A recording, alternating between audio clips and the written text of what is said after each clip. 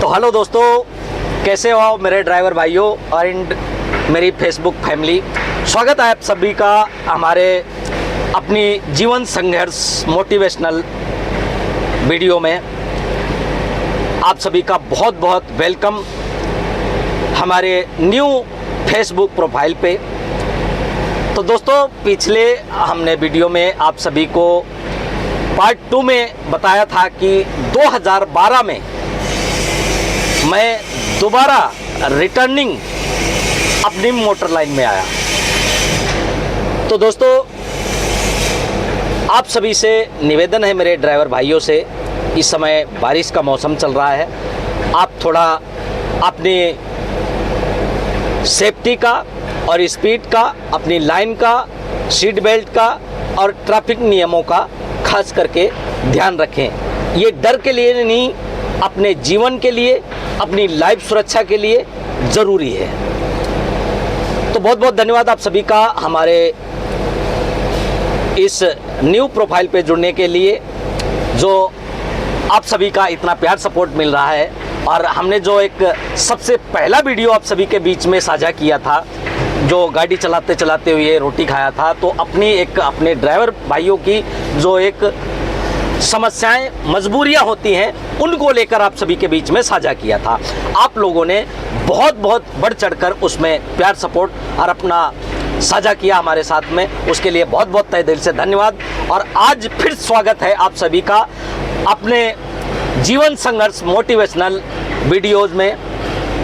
तो पीछे जो हमारा पार्ट 2 आया था अपना जीवन संघर्ष मोटिवेशनल वीडियो में, तो आज फिर से आप सभी का स्वागत है। आप सभी के बीच में आपका भाई ये Rajneesh Kumar official truck driver आप सभी के बीच में फिर से हाजिर है अपनी पर्सनल जीवन संघर्ष मोटिवेशनल वीडियो लेकर। तो दोस्तों, जैसे कि हमने बताया था पार्ट 2 में कि 2012 में मैं रिटर्न फिर मोटर लाइन को ज्वाइन किया। लेकिन जब मोटर लाइन को ज्वाइन किया तो उस समय जब हम फैक्ट्री का काम छोड़कर मोटर लाइन में 2012 में ज्वाइन किया, तो हमारे जो गांव के लड़के रहते थे वो गांव गए, वहाँ मम्मी पापा से बताया कि वो तो फिर दोबारा से गाड़ी चलाना स्टार्ट कर दिया। तो मेरे पापा जी का जो है फ़ोन आया कि उन्होंने बहुत धमकाया कि भाई तूने ये बता गाड़ी चलाना क्यों चालू किया। तो मैंने उनको बोला, समझाया कि पापा ऐसा है कि कंपनियों में पढ़ता नहीं आ रहा था, कुछ समझ में नहीं आ रहा था, वहाँ पैसे नहीं मिल पा रहे थे इतने, कुछ यही नहीं समझ में आ रहा था क्या करे क्या ना करे।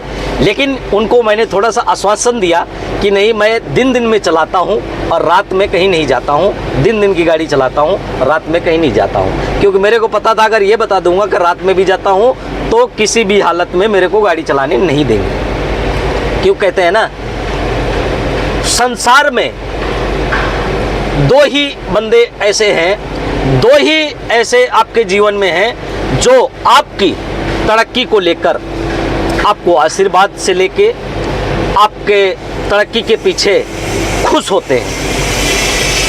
एक पहले नंबर पे माँ, दूसरे नंबर पे पिताजी।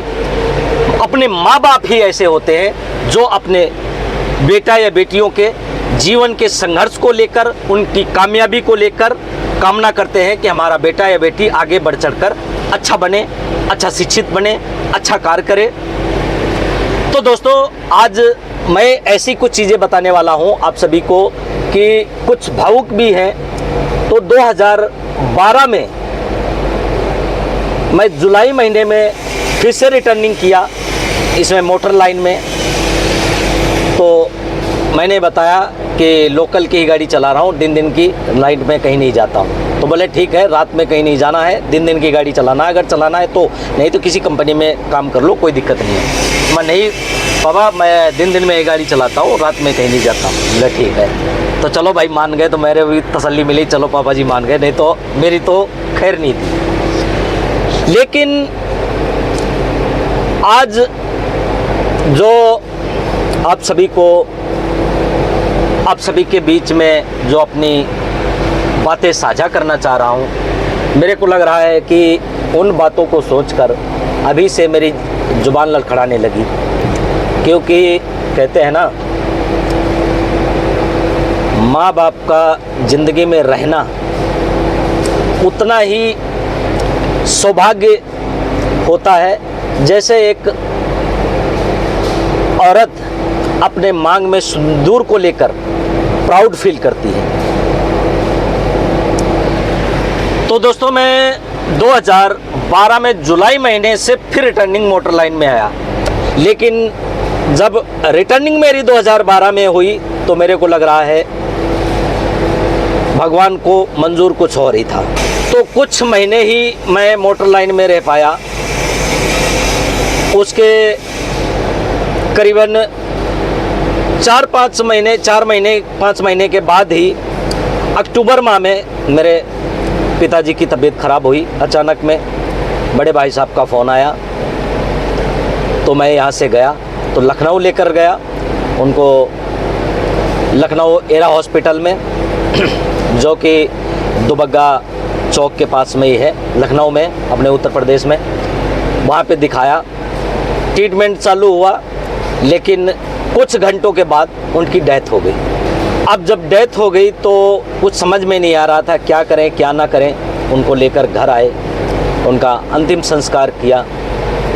और आज जो कहते हैं कि उनको जब खुशियाँ मिलने का समय आया, कुछ हम लोग अपने हाथ पैर पे खड़े हुए तो भगवान ने हमारे बीच से उनको हटा दिया। चलो कोई बात नहीं है, ये तो जीना मरना तो ऊपर वाले के हाथ में है। फिर दोस्तों, कहते हैं कि जब सर से पिता का हाथ साया उठ गया तो जिम्मेदारियां और बड़ी बढ़ गईं। उन जिम्मेदारियों के साथ में अपने जीवन का संघर्ष करते हुए आगे चले। मेरी माताजी बची, जैसे तैसे भाई 2-4 साल बीते। 2-4 साल बीतने के बाद में माताजी की भी अचानक तबीयत ख़राब हो गई। सारे भाइयों की शादी हो चुकी थी, मैं ही अकेला बचा था क्योंकि घर में सबसे छोटा हूँ। छोटे होने के नाते बहुत सारी ऐसी जिम्मेदारियाँ होती हैं जो आ जाती हैं।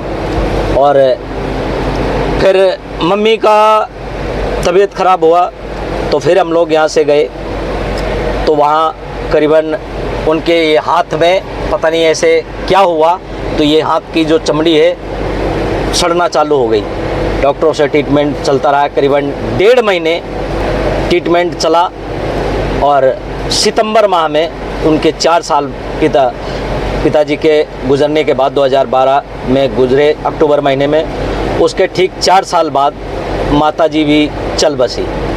तो दोस्तों, जब माताजी भी चल पड़ी बसी तो जिम्मेदारियां और भी बढ़ गई। उसको लेकर बहुत हम लोग चिंतित हुए।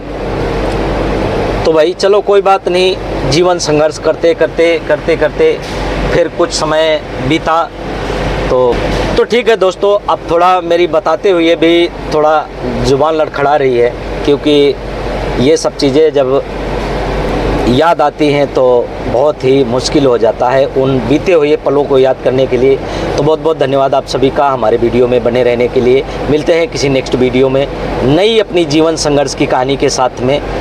जय हिंद, जय भारत।